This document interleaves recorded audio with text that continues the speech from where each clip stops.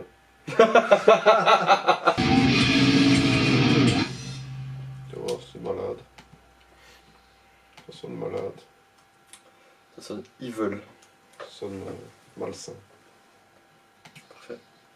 Bass.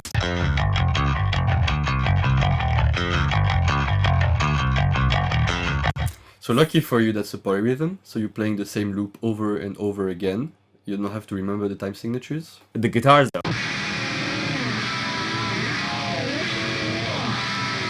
So not only really weird places for every chord, each chord is weird on Yeah. itself, And and there's a splits. lot of movement in the playing. Yeah, that's the typical way Imperial Triumphant influenced me for this particular section, is to Yes. actually pick with the tremolo in my hand.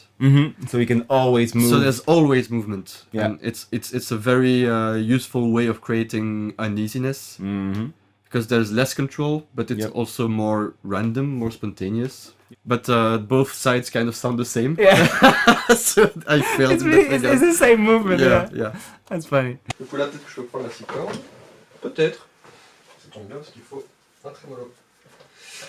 Ah bon? Ouais. Pourquoi? Parce que je vais rendre ces accords un petit peu bizarres.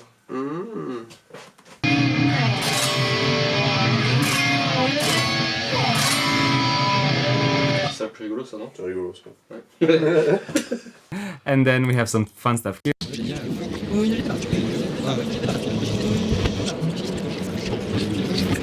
Is it your voice? Yeah. Oh, okay. You know, I always thought like this sounds familiar, but it's probably just some sample. Ah, I don't know. This is your and Pablo, right? just me. Just you? Yeah. You'll never figure out what's in there.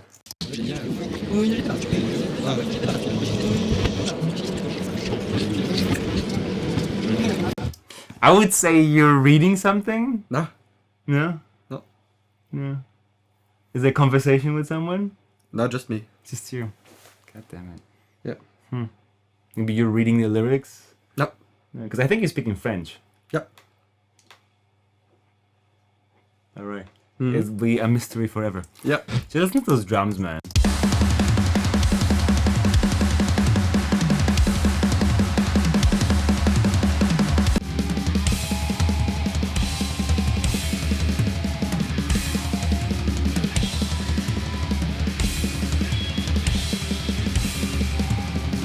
I love Pablo. Love you, dude. It is true love. It is true love. Oops. But I'm not even sure those are actually in there.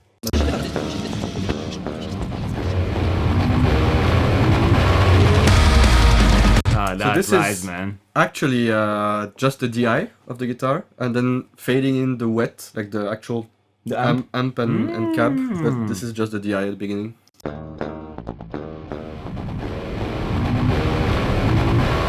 So just the pure sound of the guitar going into the amp, and then blending it slowly into the amp sound. Yep. Yeah, so that's a really fun idea. And now we go into a big riff, which is again the bird person thing. Yep. Just kind of extended and with Different even more notes. tension towards the end. Different notes happen as well. Yeah, different chords. Yeah. I think we also did a pretty cool rise here on the percussion.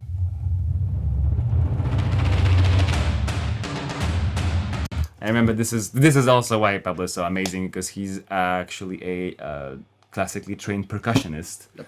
So he can also do these kind of rolls on a big bass drum, kind of Yeah. orchestral sounding.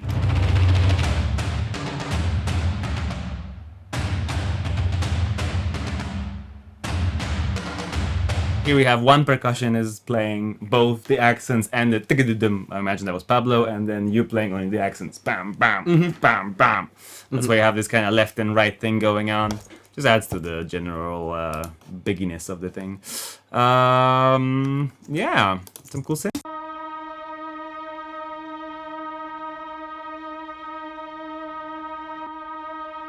Drony. Tension. Tension. Just a mono mellotron. Yeah.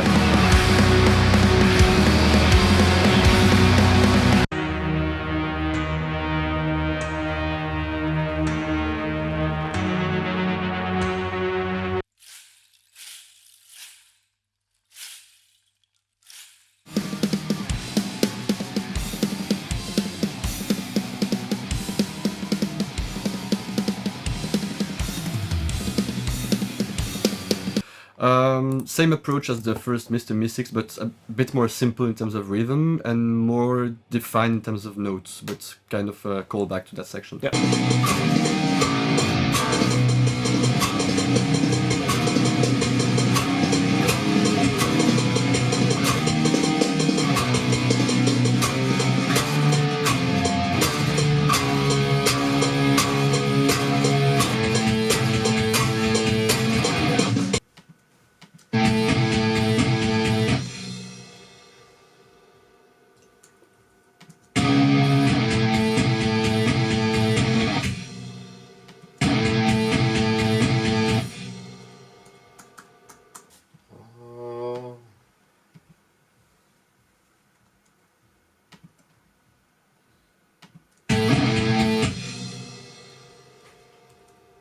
Tu veux que je refasse?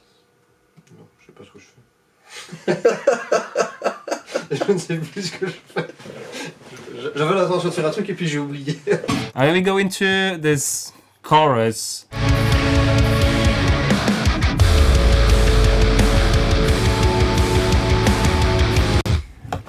This transition, man. Yeah. So fun.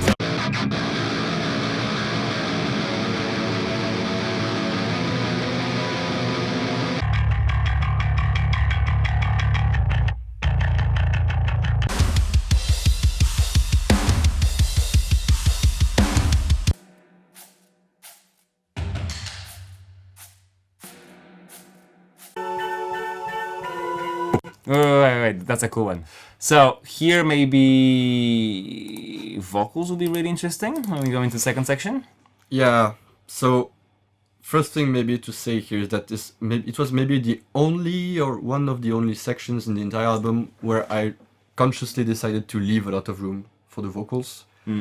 So the riff is very simple, progression is very steady. I asked Pablo to stay fairly simple on the drums as well. And I think it was kind of worrisome for him and for everyone, I think, because it's not usual in our music, and everyone was kind of worried that is it going to be boring eventually. Especially because of this kind of post-metal relentlessness. Yeah, very drony rhythm. But I'm happy we worked that way because there's a lot of room, not only for the vocals, but also for the violins. The violins are so important to this section, and Nicolas played this section. Et là, ça va être la partie un peu longue et chiante. Ouais, Ça, tu sais. ça je me rappelle, ouais. C'est le long Ouais. refrain, slash whatever. Ouais. Alors, le seul truc important que moi j'ai envie que tu écoutes justement là-dedans, ça va justement être plutôt la musicalité. Parce qu'au niveau technique, a priori, il n'y aura pas de souci. Avec un petit truc que je t'indique déjà, qui est quelque chose que je veux. À la fin des boucles, tu vas souvent avoir... Et c'est un peu ça pour moi la partie musicale du truc. Et par exemple, à la toute fin, t'as souvent... Avec une volonté de faire de plus en plus fort, quoi. Comme ça, tu fais. Ça, c'est ce que moi je veux, donc j'aimerais que ça transparaisse.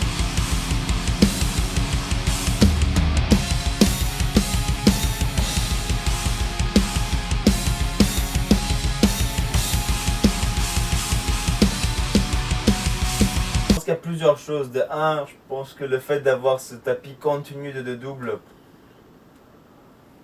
je crois que je vois le principe, mais ça, je sais pas si ça amène vraiment quelque chose de super intéressant, tu vois. Mais apparemment, c'est beaucoup au chant que ça se passe. C'est pour ça, moi, je vais dire, Romain, tiens, ça serait sympa si, par exemple, ici, je pouvais faire un truc un peu plus travaillé, limite peut-être un solo, parce que d'habitude, il y a toujours un solo de batterie. Ici, il n'y en a pas, cet album-ci. Mais il m'a dit, non, là, c'est un passage important au chant, donc... C'est ce qu'il m'a dit aussi, c'est qu'il y aura beaucoup de chants et tout ça, donc... Patrick, clairement, mais je me demande juste à quel point est-ce que c'est pendant quoi, 2 minutes? à quel point ça c'est cool. Je sais que lui il aime bien souvent quand c'est des trucs comme ça un peu intellectualisés, longueur pour la longueur quoi. Mais et tu fais beaucoup le cet élément là, tu vois. Et je me demande s'il n'y aurait pas un moyen d'avoir ça mais de l'incorporer de plus en plus et pas de tout lancer directement dès la première boucle. Dès la première boucle t'es en pétam pétam pétam. Et peut-être commencer avec les cymbales simples, tu vois. Et puis, je sais pas moi, troisième boucle, hop, tu rajoutes les cymbales doubles, pétam, pétam, pétam. Ok. Un truc comme ça quoi. Ouais, on essaie ça alors. Juste commencer plus simple, construire un peu plus simple au début.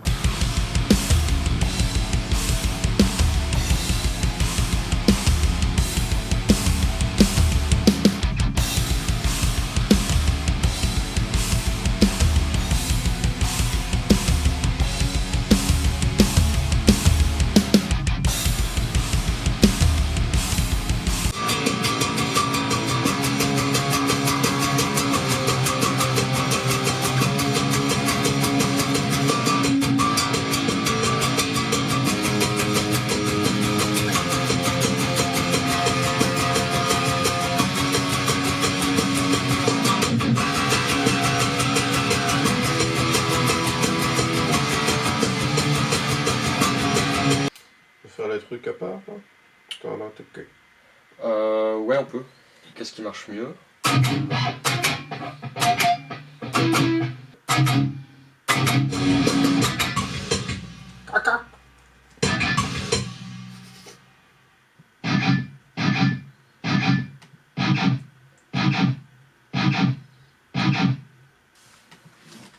Une préférence? Moi je te dirais limite ça fait plus organique les tout ça. Ouais? Ouais.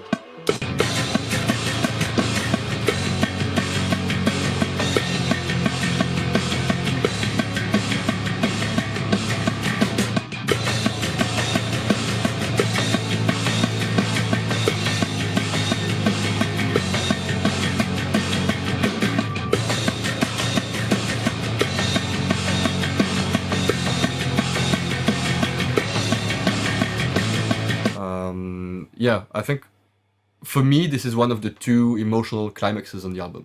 Oh yeah, absolutely. This is and one- like this all this section into the next part, into the end, really of the song, because it's one movement on the vocals. And also one thing just I can say about these vocals is that we recorded them the first time, so here as the rest of the vocals. It was a very bad day for me, both like in terms of mood and in terms of voice, and I was not happy with how it turned out. It felt like I was scared. Like when I listened back to what we recorded, I seemed scared to sing those words, to open up about them. And incidentally, I talked with Einar from Leprous a couple of weeks after we recorded that, and I asked him for advice.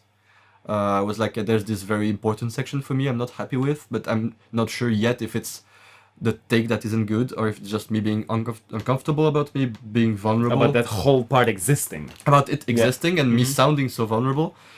And he very wisely told me, chill the fuck out and just wait for a couple of weeks, and if you're still unhappy then record them again, which we did. And I think it's the first time that we actually re-recorded such a Whole big chunk section, yeah. and I'm much happier with how it sounds now. And the first bit sounds much more vulnerable now than the previous version, but the last bit sounds much more powerful. It was more linear before, and now it builds up. I don't think you had the bandwidth the day we recorded it to go through as much. We're gonna listen to it in a second, but to go through so much emotional range over this one section. Yeah. Because I thought when we were recording that this was by far the most emotional and the most engaged emotionally part on this whole album. And I mean, it's full of very felt singing parts. So let's maybe take a listen to just that whole section, like a minute. Yeah. And we can briefly have an idea of what's going behind, and then we can jump to the...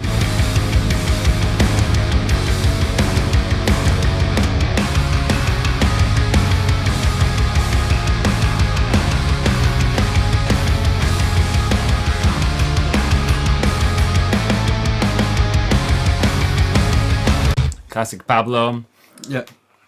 Returning the snare from the downbeat to the upbeat. Yeah. Okay, so just big, full-on assault, and then maybe violin first. Yeah. And this is when you realize, oh, this is the violin, right? Yeah. And Because then it's same melody from what the guitar was playing during the first chorus. Mm-hmm.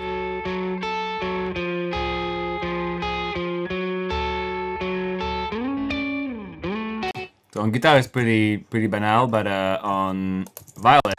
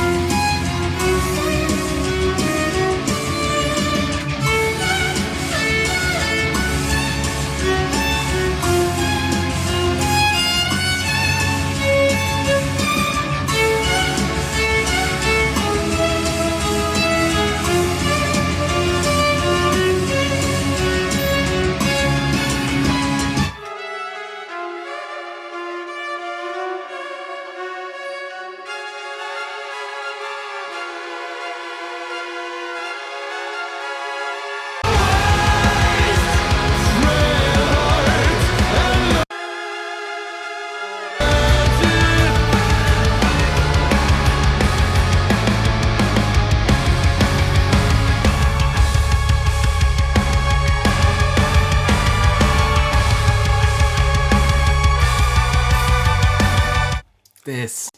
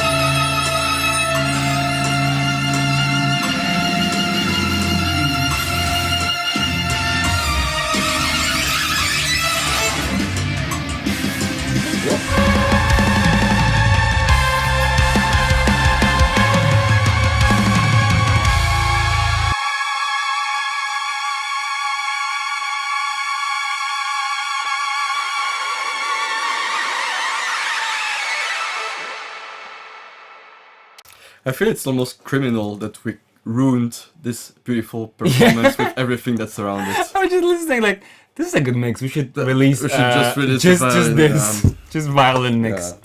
Yeah, really awesome. I mean, he did a great job here with this. Like, just flows so beautifully. Yeah.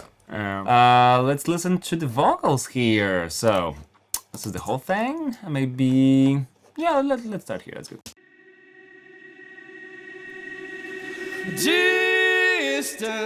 Classic reverse. Apparently we weren't very sure about it, but it ended up something like it, and at least ended up on the record. Distant tongues berating me in dialects I don't understand. Those harmonies. This was a really cool idea, with having this octave up vocal. Distant tongues berating me. How long has it been dark outside?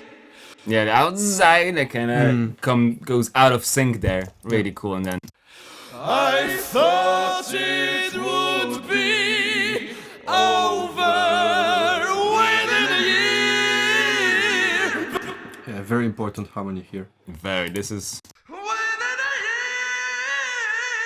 Oops. And we move into the big section.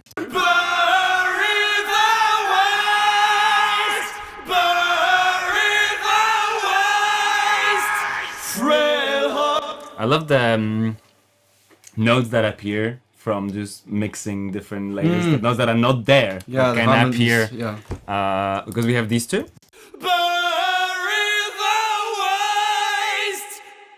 So just the main line.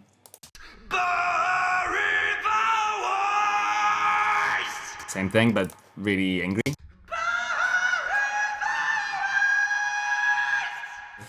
Oh, this is getting cool. So we had pairs and like the individual harmonies, and now we're starting to pair everything.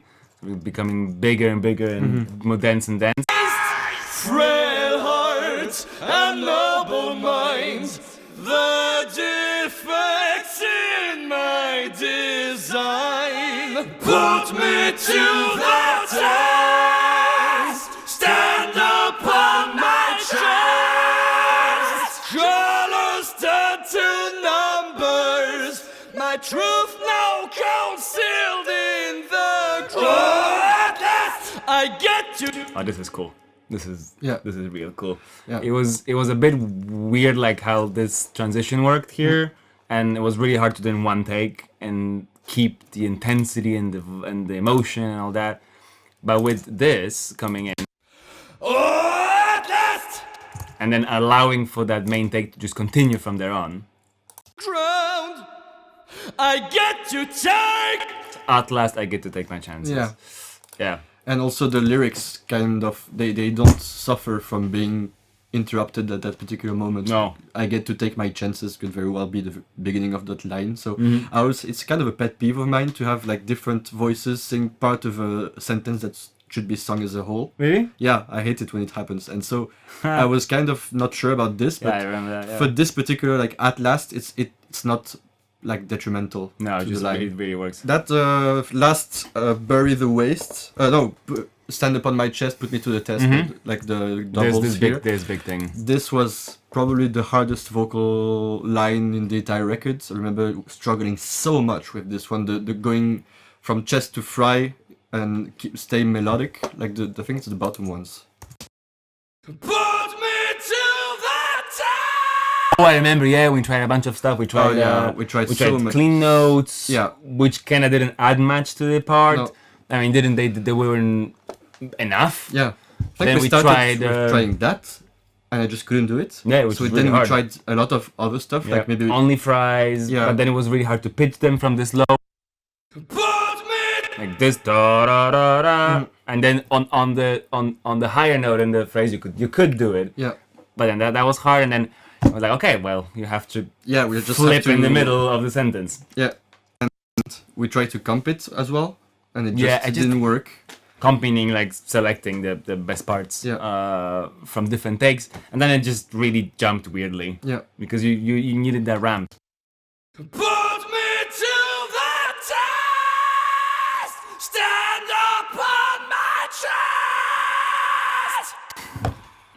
This part is the biggest part because it's also sort of a most in-your-face lyric. Like the way we think when we're recording them, as we were already talking in other videos, but we decide these harmonies. I mean, you already have a bunch of ideas coming. You already have a bunch of stuff written. Like I want highs here, lows here, blah blah. I have all of the voices, but then how to produce them, so how to separate them into layers and what to focus on.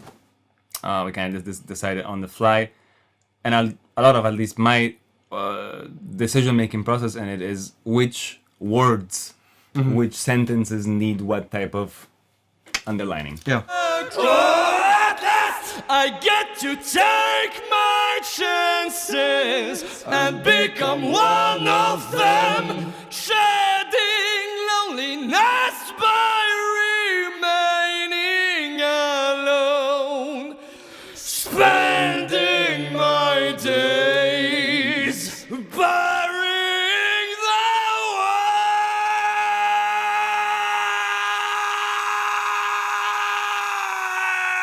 waste. Noise. And then we move into the last rig. This one is a straight rig. Why a straight rig? Just because this one actually, this one feels, doesn't have that 5-on-4 weird thing going on. And now we have this in lead guitar. It's basically the solo of the song.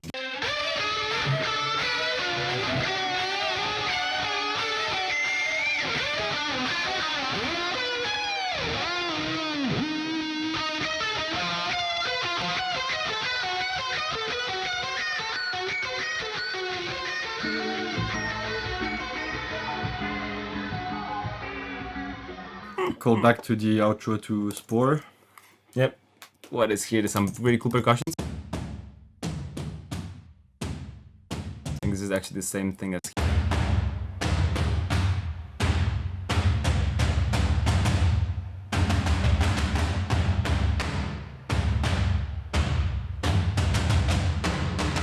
This is what you get when you have two people playing percussions unedited, including one of them not being a percussionist. It's a bit wonky. It moves, yeah. It moves. So yeah, that one's fun. And there's some pretty cool effects here.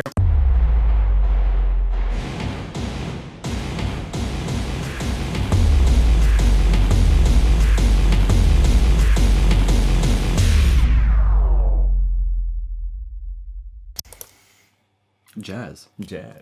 Yeah, that one's fun. So yeah, this is the song. Kind of what we did. What a trip. What a trip. Let's as a last little thing we can do here before we, what is it? Almost 10. We should go to bed at some point. I have a train to catch. Wow, you do? Yeah, I do. Okay, let's go. Demo version of this part.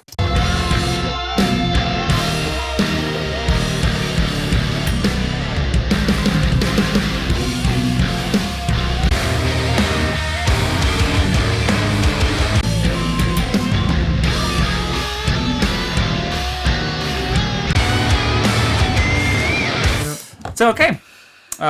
If you like this song, just let us know in the comment. And if it's one person yeah, likes it. I'm talking to you, one person liking this song. Hi, mom.